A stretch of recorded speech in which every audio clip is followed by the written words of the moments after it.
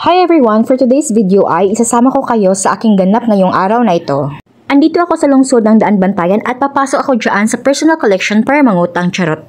At ayun na nga, ako'y pumasok na walang patumpik-tumpik at bumungad sa akin yung nagagandahang produkto nila. Ang purpose talaga ng pagpunta ko dito ay gusto kong maging reseller para kahit nasa bahay lang ako ay pwede akong kumita.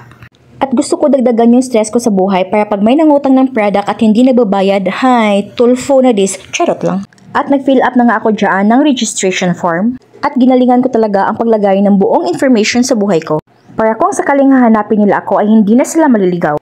At ayun na nga, sabi ni ma'am na mag-signature ako dyan para legit na legit yun. So yun guys, please do visit personal collection dito sa Daan Bantayan at mababait yung mga staff dito. After ko mag-fill up ay nanood ako ng orientation for PC resellers para malaman ko ang mga mission and vision na lahat ng Sean. Kung paano kikita, mga discount, at kung paano mambudol ng customer. Charot lang. So, andito yung kapwa ko mangungutang at trabahuin talaga namin itong pinasokan namin na negosyo. So, ito pala sa totoo talaga, di ko siya kilala. Nag-feeling close lang kami dyan kasi wala kami mga choice. So, ito yung pinsan ko, di ko alam kung mag-negosyo ba kami o magti-tiktok lang kami habang buhay.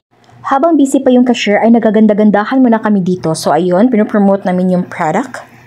So mag-order na kayo ng sabon guys kung gusto nyo maligo at umorder na kayo ng deodorant kung mabaho yung mga liki-liki ninyo. At umorder kayo ng kape kung coffee is life. So ito nga pala si girl ay friend siya ng pinsan ko. So nag-i-enjoy lang kami, nag-compare kami sa mga height namin kung sino yung matangkad sa aming dalawa. At malapit na din magsara yung tindahan tsaka wala masyadong tao kaya nag-i-enjoy kami. At sa aming kakulitan ay nagutom kami so kain-kain muna. Hanggang dito na lang kaya mag-order na kayo guys. Thank you for watching. Please do comment, like, and share.